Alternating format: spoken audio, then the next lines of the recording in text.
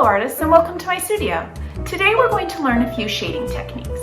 Hatching, cross-hatching, scumbling, stippling, and smudging. In past lessons we've learned about line, shape, and form, and now we can see how shading can add to all of these. We've also learned how shading can be used to give us a lot of information about a painting or a drawing. It can tell us the type of light that's coming, light, being harsh or gentle light. It can tell us the time of day. It can emphasize the mood of a painting. It can even help give us information about the texture or weight of an object. So let's go ahead and jump in and try a few of these techniques together. Why don't you pause the video and make sure you have a pencil, an eraser, and something to draw on. All right, artists, let's get started. On my paper, I have drawn 5 simple circles. I took the ring off of the top of a jar and traced it. So you may want to pause the video, find something to trace some circles on your paper. Next, I've labeled each of my circles so that I'll know what example goes in what circle. Hatching, cross-hatching, stippling, smudging, and scumbling. I've chosen just to use a simple shape, and I want to emphasize that shape with shading to give it a form. A form is something that's three-dimensional in space, or three-dimensional looking in space. So I'm going to start with cross-hatching. I'm going to start with hatching. For hatching, it is simply using small one-direction lines to add emphasis. In this case, we can use a straight line, or we can have our line curve slightly to show the roundness of our ball. I am simply going to use straight lines on mine this time. The other thing that's really important to do before you get started on your shading is to figure out what direction the light is coming from. If there's shadows, there has to be light coming from somewhere. In this case, I'm going to choose that my light is coming from this portion, hitting all of these circles in the same way. To remind myself of that, I'm going to draw a sunlight. Nothing very professional, just something to keep me remembering. Now I'm going to start drawing. If the sun is hitting my ball this way, there would be shadows cast on this side. So I'm going to start by just laying in some basic lines.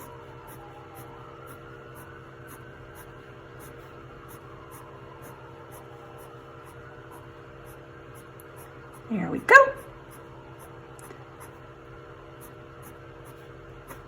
For the use of this tutorial, I will not do a completely thorough job, but at the end, I will show a picture of how this looks once you've really laid in a lot of layers of line.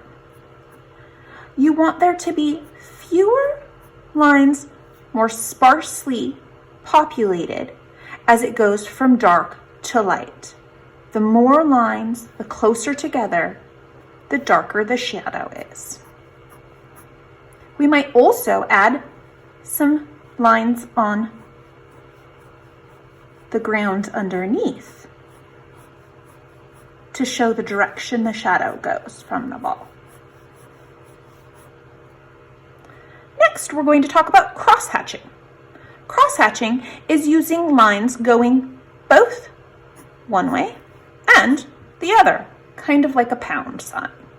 So we will do similarly to what we did here, but instead of just having our lines go one direction, we will also have our lines go the other way.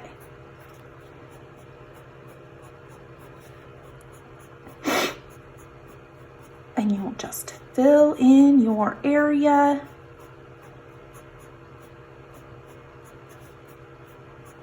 It does not have to be a pound sign.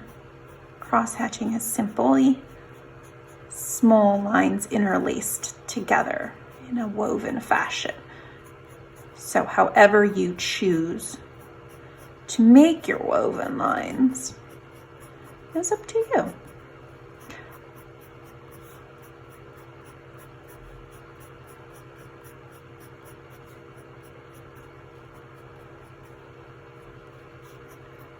And I'm just going to add a few of them down here to give a small indication. All right. Next, we're going to move down to stippling.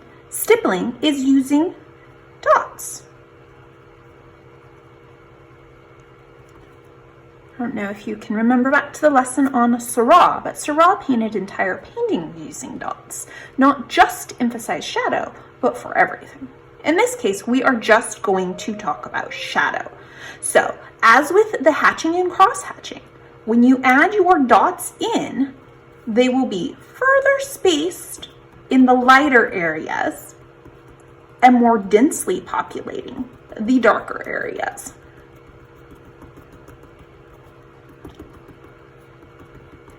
And you may choose how carefully or loosely you lay down your dots. I'm kind of going for a middle ground on this.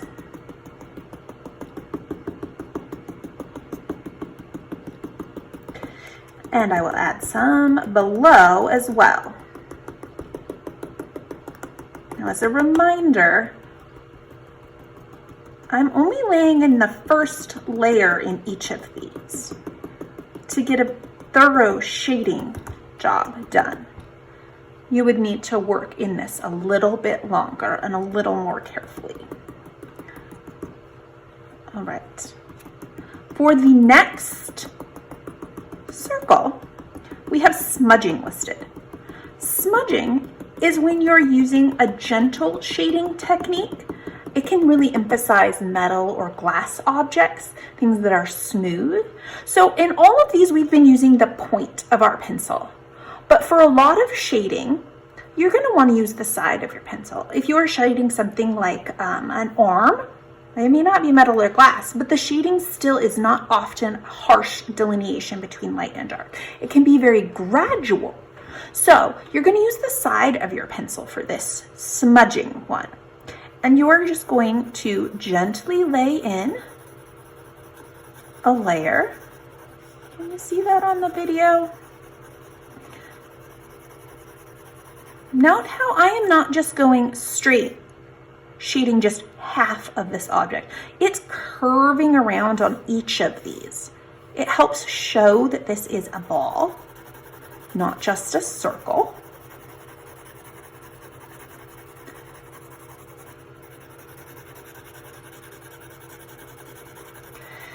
And then I'm going to lay in some darker down here.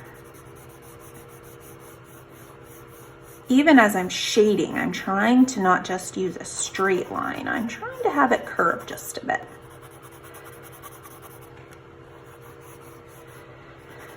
And I'm going to do a little down here.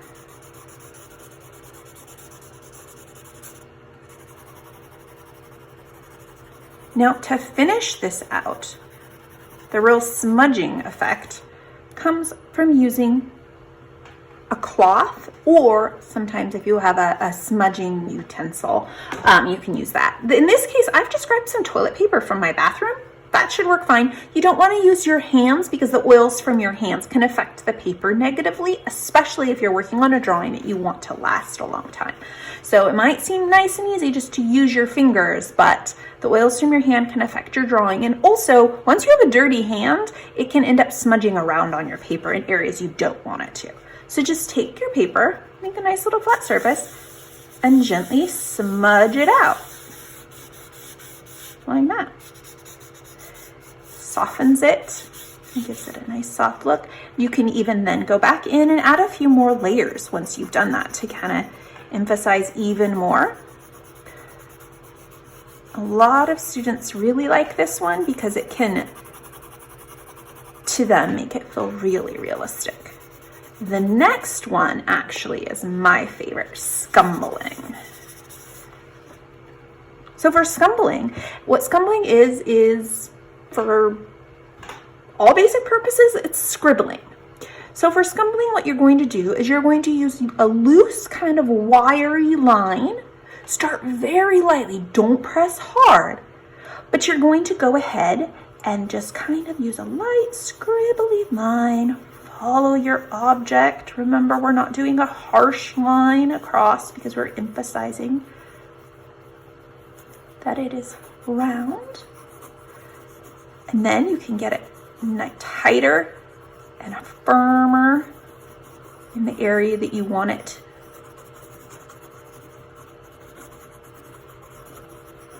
I like this one a lot. I like scribbling.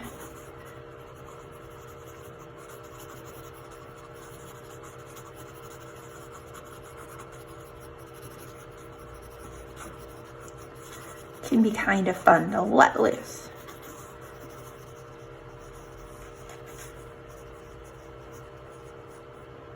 And there we have it, 6 different shading techniques. So go ahead and try out each of these and see what you think. How can you use them to enhance your art?